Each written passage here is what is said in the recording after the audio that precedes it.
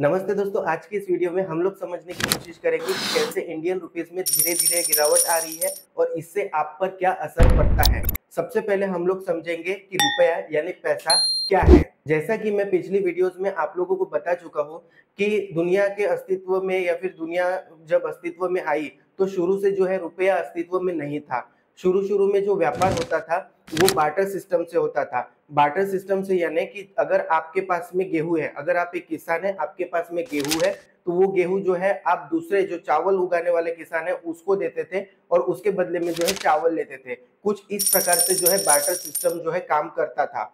अगर इस विषय को आप अच्छी तरीके से समझना चाहते हैं, तो मैंने डिस्क्रिप्शन में एक जो प्लेलिस्ट होती है उसकी लिंक दी हुई है। उस लिंक पर जाकर जो है आप वो वीडियोज़ देख सकते हैं, उसमें 3 वीडियोज़ हैं। आपको ये विषय के ऊपर बहुत सारी डिटेल्स में जो है जानकारी मिलेगी। इस वीडियो को देखने के बाद में आप लोग चाहे तो जाकर वो वीडियो देख सकते। तो पहले के ज़माने में जो सिस्टम था लेन-देन का, वो था बार्टर सिस्टम, रुपया अस्तित्व में नहीं था। इसके बाद क्या हुआ, फिर वक़्त के साथ ये प्रथा बंद हुई और इसकी जगह जो है सोने-चांदी ने ले ली। लोग वस्तुओं का आदान-प्रदान सोने-चांदी से करने लगे, लेकिन इसमें भी एक रिस्क था। सोना और चांदी जो है यहाँ से वहाँ ले जाना बहुत बड़ा जो है रिस्क होता था, क्योंकि लूट-खसोट का जो है खतरा हमेशा बना रहता था। फिर ज़माना आया करेंसी का। अगर आपके पास में सोना-चांदी होता था और आप जो है व्यापार के लिए बहुत दूर-दूर जाना चाहते थे, तो एक कोई भी शहर का एक धनी व्यक्ति होता था, उसके पास में हम अपना जो है सोना-चांदी जमा कराते थे। उसके बदले में वो धनी व्यक्ति हम लोगों को एक कागज का टुकड़ा या फिर कहे बॉन्ड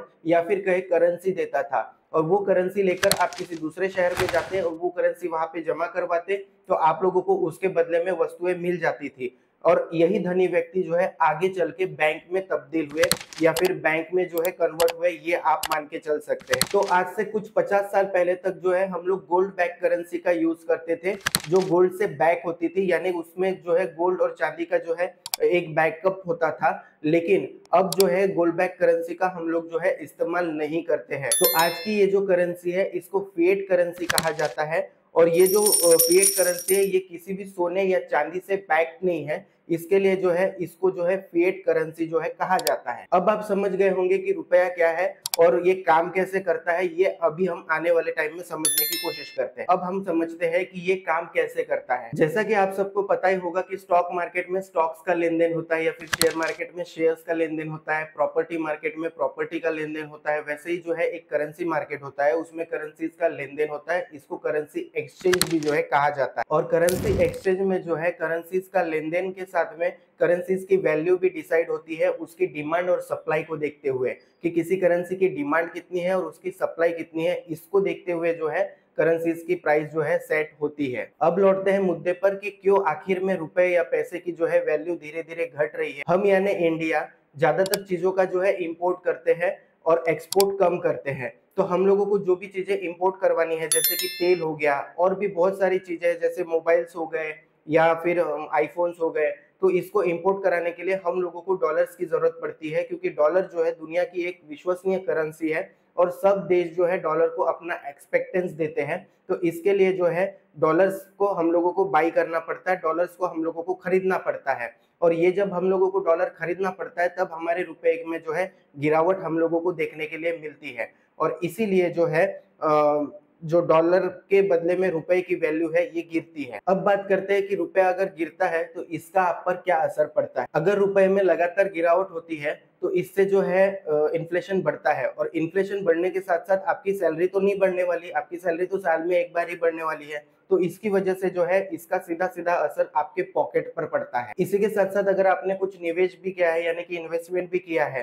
तो इन्फ्लेशन बढ़ रहा है, इन्फ्लेशन बढ़ने की वजह से अगर आपके निवेश में आपको एक अच्छा खासा प्रॉफिट भी हो रहा है, तो इन्फ्लेशन की वजह से वो प्रॉफिट कम हो जाता है और आपका निवेश उतनी तेजी से नहीं बढ़ पाता जितनी तेजी से उसको बढ़ना चाहिए। उदाहरण के लिए समझते हैं कि आपने शेयर मार्केट में निवेश किया है और शेयर मार्केट अभी जो है आप लोगों को लगभग सालाना 12% का रिटर्न दे रहा है।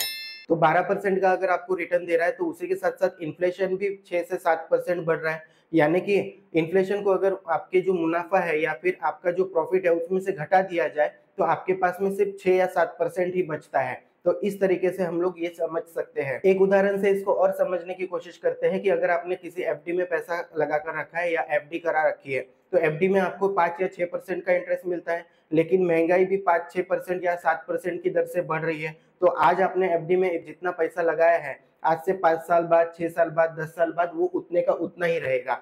इसके लिए जो है एफडी में भी पैसा लगाने से कोई फायदा नहीं होगा, क्योंकि इन्फ्लेशन बढ़ रहा है। कुल मिलाकर बात यह है कि आज आपके पास अगर 100 रुपए है, तो आप जो है आज से 5 साल बाद उन 100 रुपयों को देखेंगे तो उसकी कीमत जो है सिर्फ 70 रुपए ही रह जाएगी।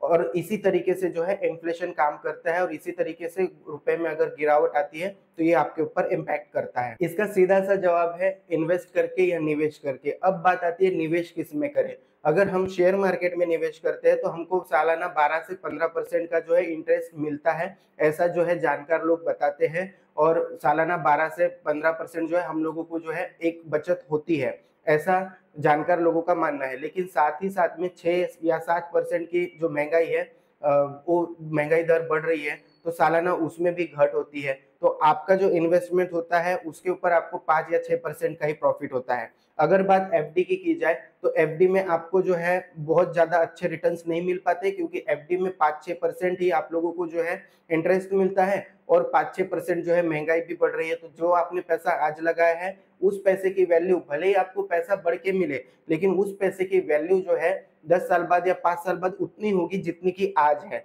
इसके बाद में अगर बात करें दोस्तों बैंक में पैसे रखने की, तो बैंक में आपको 4% से ज्यादा जो है इंटरेस्ट नहीं मिलता है। तो 4% से ज्यादा या 5% भी मान के चलो, तो अगर इंटरेस्ट मिलता है तो उससे ज्यादा तो महंगाई बढ़ रही है, तो बैंक में रख के भी कोई फायदा नहीं है। अब दोस्तों इसका एक सीधा सा और अच्छा सा एक उपाय है, वो है गोल्ड। अब गोल्ड में मैं क्यों आप लोगों को इतना जोर दे रहा हूँ, क्योंकि बहुत सारे जानकार लोग आप लोगों को ये बताएंगे कि नहीं, गोल्ड में तो सिर्फ 5 या 6% ही आपको जो है बेनिफिट मिलता है।